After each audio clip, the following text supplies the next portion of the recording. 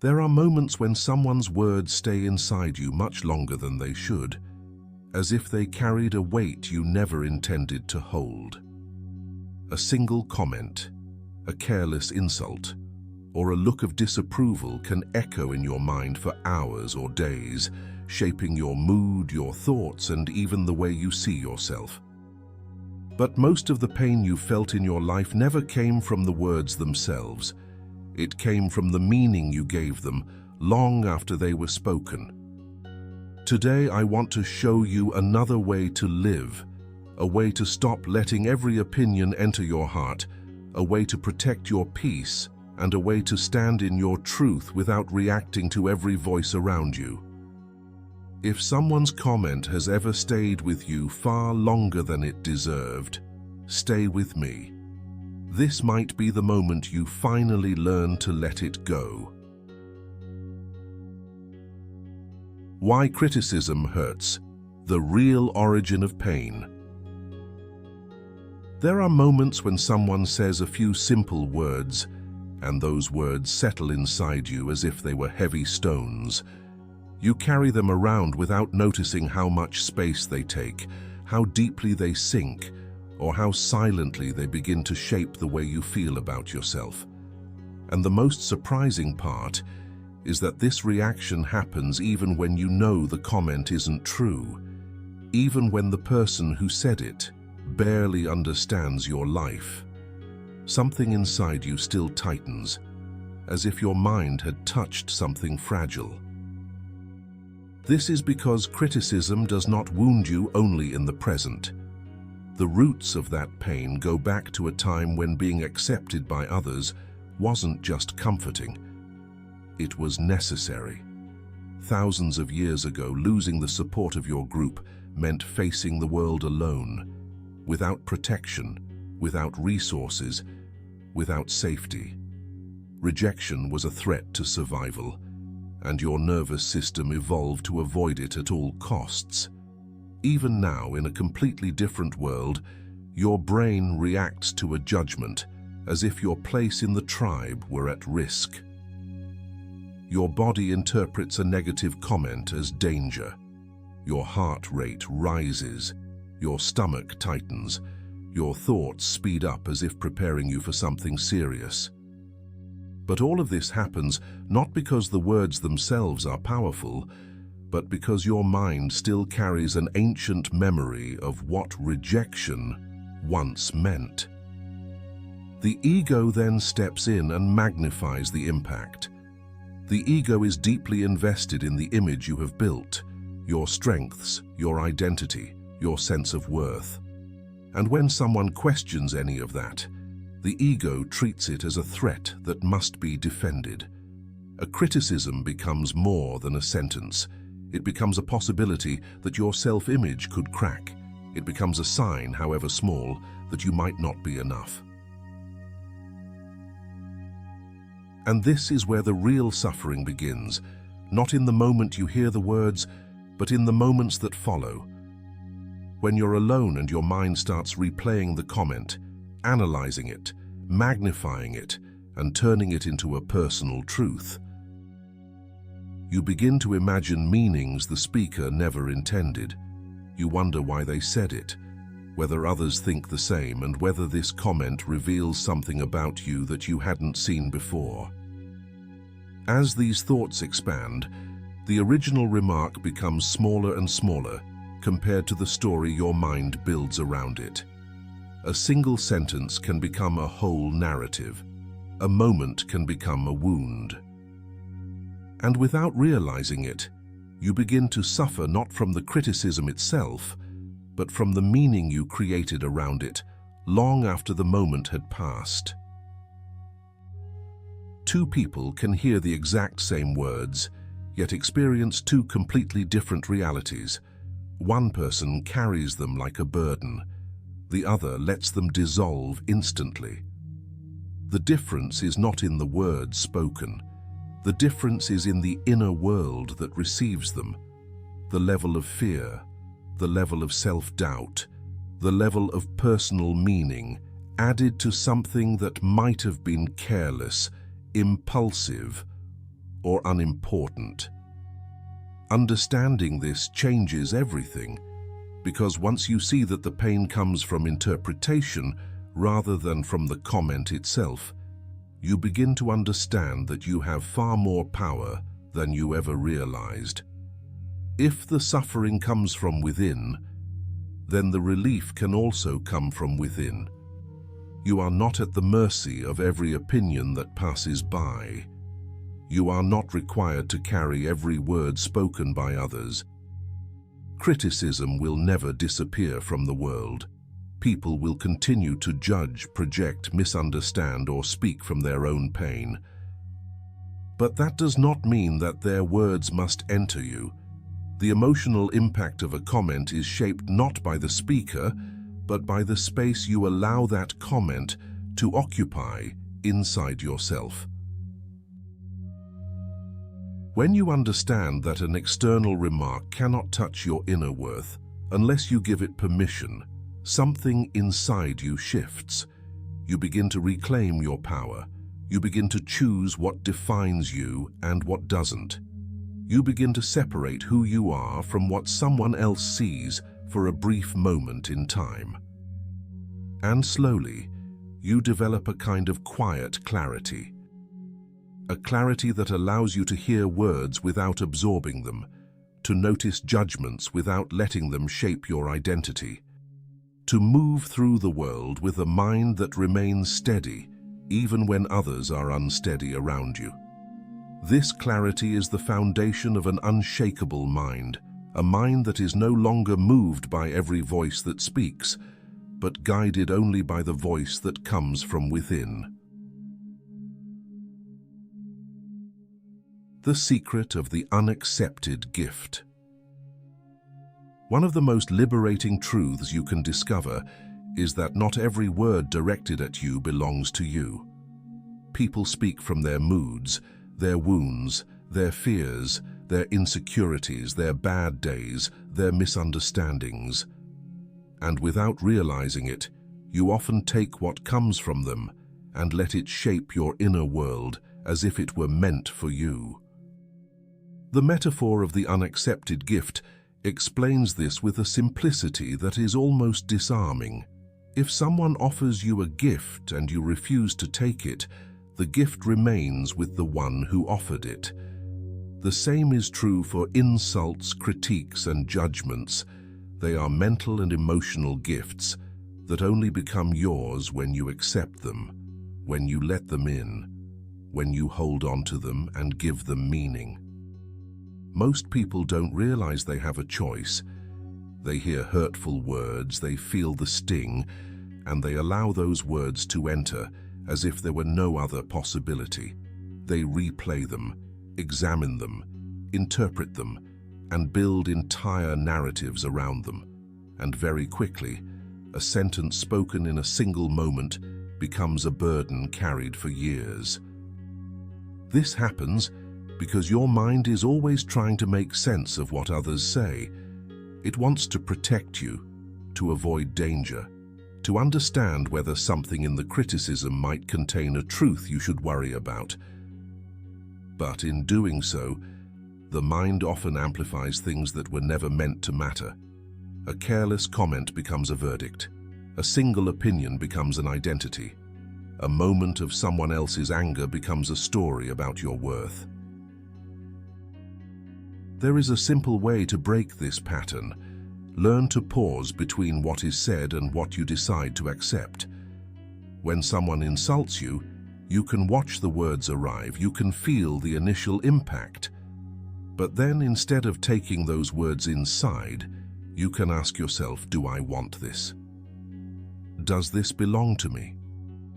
This pause changes everything, because the moment you question whether a comment should enter you, you realize you have control. You realize that words are only seeds and you are the one who decides whether they find soil or fall onto stone. Imagine someone insults you in a language you don't understand. The sound would reach your ears, but your mind would not react.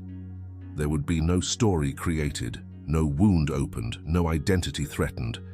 the words would simply pass by, harmless, without meaning. And yet, when the same words come in a language you understand, everything inside you moves. But not because of the words, because of the meaning you allow them to have. This is the core of the unaccepted gift. Words have no power until you give them a place to live. They can knock at the door of your mind, but only you decide whether to open it. People often project their inner world onto others. Someone who feels inadequate may try to make others feel small. Someone who is angry may try to provoke anger. Someone who feels unseen may try to draw attention through conflict. None of this has anything to do with you. But if you accept their words, you begin to carry emotions that were never yours. A powerful practice used by monks is simply observing the emotional state of the person who speaks. When someone attacks, instead of taking the words personally, they inwardly ask, "What must this person be feeling to speak like this?" That single question shifts the entire experience. Suddenly, the attack loses its meaning. It becomes clear that the words reveal the inner weather of the speaker, not the worth of the listener. And once you see this, it becomes easier to let the comment pass through you without landing anywhere. You don't need to fight it. You don't need to correct it. You don't need to defend yourself. You simply don't take the gift. This isn't about being passive. It isn't about pretending nothing affects you. It is about recognizing that most of what others say has nothing to do with who you truly are. You don't have to carry every frustration, every projection, every misunderstanding that comes your way. You can let people own their words. You can let them keep their judgments. You can let them deal with the emotional fires they try to hand you. And the more you practice this, the lighter you become. You start seeing how many things you were carrying that never belonged to you. You notice how many times you accepted someone else's pain as if it were your own. And you realize how much peace returns to you when you stop accepting gifts that were never meant to be part of your inner life. The world doesn't become quieter, but your mind does. Strategic indifference, the calm that disarms the aggressor. There are moments when someone's words feel like an invitation to a battle you never asked to fight. They raise their tone, sharpen their expression, wait for your reaction, and in their eyes you can almost see the expectation. They want you to respond, to lose your calm, to enter their emotional storm. But there is a way to stay present without being pulled into that chaos, a way to protect your peace without needing to win, without needing to explain yourself, without needing to return the blow. It is the simple but powerful practice of strategic indifference, the ability to remain steady while someone else tries to pull you off balance. Strategic indifference does not mean you don't feel anything. It does not mean you suppress emotion or pretend the situation doesn't affect you. It means you understand that reacting impulsively would only give more strength to the person trying to provoke you. It is a quiet, deliberate decision to stay grounded in yourself instead of being moved by someone else's turbulence. This is what it means to be like a mountain in the middle of a storm. The storm may scream, the wind may hit from every direction, the sky may break open with noise and movement. But the mountain does not move. It doesn't need to. It doesn't try to resist the storm. It simply remains what it is. People who try to provoke you depend on your reaction. They need you to show anger, fear, insecurity, frustration, anything that confirms they have some power over your emotional state. And when you respond with calm instead of conflict, when you choose silence instead of agitation, their attempt loses its purpose. Every aggressor, whether subtle or direct, expects emotional movement from you. They expect you to raise your voice, defend yourself, explain your worth, or justify your behavior. But when you remain calm, when you refuse to enter the emotional arena, something becomes immediately clear. Their power over you was an illusion. There is a story of a warrior who tried to humiliate a monk in front of everyone. The warrior shouted, insulted, mocked, and tried everything he could to provoke a reaction. The monk, however, did not respond. He stayed quiet, steady, and present. The more the warrior shouted, the more desperate he became, until finally he demanded to know why the monk did not answer. And the monk replied with a single question. If someone offers you a gift and you refuse to take it, who does the gift belong to? This is the essence of strategic indifference. You are not ignoring the situation. You are simply choosing not to take what is being handed to you. You are recognizing that the aggression has nothing to do with your worth and everything to do with the inner state of the person speaking. When someone lashes out at you, their words reveal their frustration, their insecurity, their emotional imbalance. Not your identity, not your value, not your truth. And once you see this clearly, reacting becomes unnecessary. Strategic indifference is not weakness, it is mastery. It is the ability to protect your inner space from being shaped by every passing mood of another person. It is the recognition that your peace is more important than winning an argument, proving a point, or defending your ego. When you respond with calm, you are not surrendering.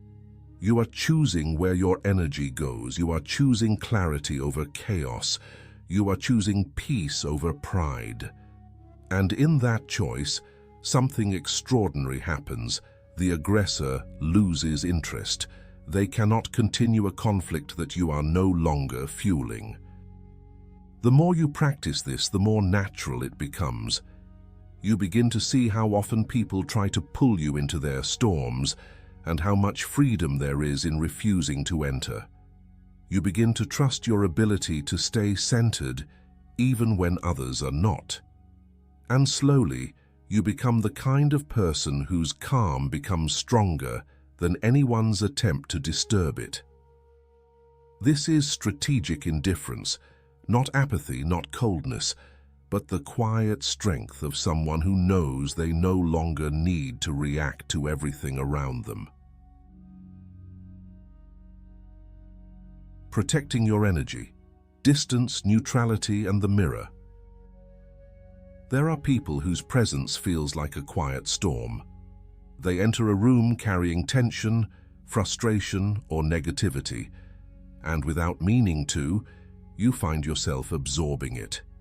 You may start the day feeling calm, but after one conversation with the wrong person, your mood shifts, your thoughts grow heavier, and your energy feels drained. It's as if their emotional state has slipped into yours without permission. This happens because human beings are naturally empathetic. We feel the emotions of others as if they were our own. But empathy without boundaries becomes exhaustion. Compassion without limits becomes self-harm. And when you don't know how to protect your energy, the emotional weight of others begins to slowly replace your own inner balance. Some people complain constantly, criticize everything around them, or speak from a place of bitterness that has nothing to do with you, but still affects you. Others are unpredictable, shifting between irritation and calm in a way that makes you feel like you must walk on eggshells. None of these behaviors are intentionally designed to hurt you. but they can drain you all the same. This is why learning to protect your energy is essential. Not to build walls, not to isolate yourself, but to create a healthy space between your inner world and the emotional noise of others. The first tool is emotional distance. This doesn't mean ignoring people or acting cold. It simply means refusing to step fully into someone else's emotional state. Imagine touching water with just one finger versus diving into it completely. When someone is negative, anxious, or angry, touching the situation lightly allows you to be aware of what's happening without being pulled into it. You don't need to absorb every complaint. You don't need to fix every problem. You don't need to respond to every emotional wave as if it were your responsibility. Emotional distance gives you perspective. It allows you to be present without becoming overwhelmed. The second tool is neutrality. People who try to provoke you need a reaction. If they complain and you become frustrated, they feel validated. If they criticize and you defend yourself, the conflict grows. But when you respond with calm, steady neutrality, the cycle breaks instantly. Neutrality does not mean agreeing. It means not fueling the dynamic. Simple responses like "I hear you," or "I understand your point," or "let's revisit this later" create a boundary without adding more emotional weight. It sends a message: your energy does not control mine. The third tool is the mirror. Instead of absorbing someone's negativity, you reflect it back without letting it enter you. If someone raises their voice, you keep yours steady. If someone uses harsh words, you respond softly. If someone attacks, you refuse to take it personally. This creates an emotional echo. Their behavior returns to them without landing inside you, not because you are being defensive, but because you are choosing not to carry what was never meant for you. These ways of protecting your energy are not acts of rejection. They are acts of self-respect. You are allowed to be compassionate without being consumed. You are allowed to listen without letting someone else's pain become your own. And you are allowed to walk away from conversations that drain you rather than support you. Over time, you begin to notice something powerful. The more you protect your energy, the clearer your mind becomes. Your emotions become lighter. Your days feel calmer. You stop carrying what doesn't belong to you. You stop being pulled into storms that others create. And in that clarity, you begin to understand what peace truly feels like. Protecting your energy is not selfish. It is necessary. Because when you guard your inner space, you don't just survive the emotional noise of others, you rise above it. Dropping the coal, freeing yourself from internal prison. There is a kind of suffering that doesn't come from what someone says in the moment, but from what you continue carrying long after the moment has passed. A small comment, a disrespectful gesture, a painful memory, and suddenly you find yourself holding on to something that burns you every time you remember it. The image used in Buddhist tradition to explain this is both simple and powerful, holding a piece of burning coal. Someone may hand it to you through an insult or an act of hostility, but once you accept it, once you grip it tightly, the heat begins to harm you, not them. They spoke once, but you replay it 100 times. This is the essence of internal suffering. We hurt ourselves long after the world has moved on. We carry the coal in our hands, believing that keeping it will somehow protect us or prepare us or give us control. But the only thing it truly gives us is pain. When someone treats you unfairly, your mind immediately tries to make sense of it. You ask yourself why they said what they said, what they truly meant, whether the words reveal something you didn't want to see. This searching creates a loop, and every time you revisit the memory, you feel the burn again. People often believe they are suffering because of the original comment or action, but in reality they are suffering because they continue holding on to it. The mind keeps feeding the memory, replaying it, analyzing it, and trying to extract meaning from something that may have been nothing more than another person's frustration or lack of awareness. Imagine someone insults you, and you instantly forget it. In that scenario, the insult has no life, no weight, no story, no influence. It ends the moment it is spoken. It becomes irrelevant. The event disappears. But when your mind holds on to it, when it keeps the coal warm, the suffering becomes something self-created.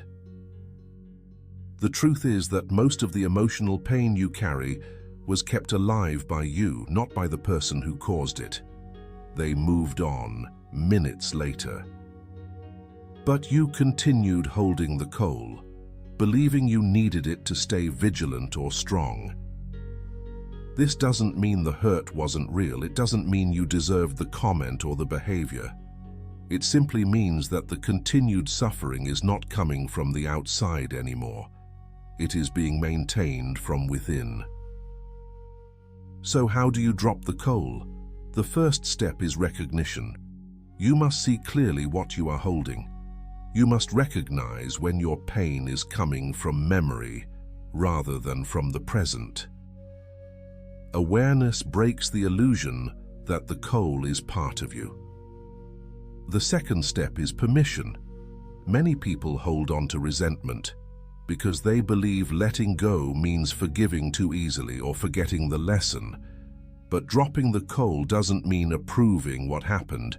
It means refusing to keep hurting yourself because of it. The third step is release. This comes from a quiet, deliberate decision. I don't need this anymore. It is a mental gesture, a softening inside the chest, a willingness to stop carrying what has already done enough damage. Sometimes this release happens instantly. Other times it takes days or even weeks. But every time you choose not to replay the event, every time you decide not to pick up that memory again, the coal cools a little more. And slowly you notice the difference. You begin to feel lighter. Your mind becomes less reactive. The world feels less threatening. You understand that you can experience pain without turning it into a prison. The moment you drop the coal, the moment you stop feeding the memory, the moment you stop burning yourself with someone else's mistake, you reclaim a freedom that was always yours. The unmovable mind, strength without hardening. There is a kind of strength that does not shout, does not fight, does not harden, and does not build walls. It is the strength of someone who has learned to stay rooted in themselves no matter what happens around them. A strength that feels soft on the outside but unshakable on the inside. Many people misunderstand what it means to stop reacting to others. They think it means becoming cold, distant, or emotionally numb. They think it means pretending nothing hurts or closing the heart to avoid being wounded. But that kind of detachment is not peace. It is fear disguised as protection. True inner strength does not come from refusing to feel. It comes from learning to feel without collapsing. It comes from standing in your truth without needing to defend it. It comes from allowing things to touch your heart without letting them take control of your mind. The mind becomes unmovable not when it becomes rigid, but when it becomes spacious, when it can hold experiences without clinging to them, without resisting them, without turning them into a story about your worth. In Buddhist practice, this is called conscious non-attachment. It does not mean you stop loving. It means you love without wrapping chains around the people or experiences you care about. It does not mean you stop caring. It means you care without letting every disappointment consume you. Non-attachment is not coldness, it is clarity. It is knowing that everything is impermanent, praise and criticism, affection and rejection, closeness and distance, connection and loss. When you understand this deeply, you stop gripping life with fear. You hold it gently, fully, openly. This is the difference between holding sand with a tight fist and holding it with an open palm. When you tighten your grip, the sand escapes. When you open your hand, the sand can stay. This is how you must hold your peace, not by forcing the world to behave the way you want, but by allowing yourself to stay calm, even when it doesn't. You don't need to argue to prove your value. You don't need to win to feel secure. You don't need to harden your heart to stay protected. The strongest people are not the ones who fight the most. They are the ones who choose their battles with wisdom, who guard their inner space with intention, who walk through life without giving every voice the power to shake them. So how do you cultivate this unmovable mind? You train it the same way monks do, through presence, awareness, and deliberate practice. When a criticism arrives, pause. Feel the first sting, but don't follow it. Let it rise and fall like a wave.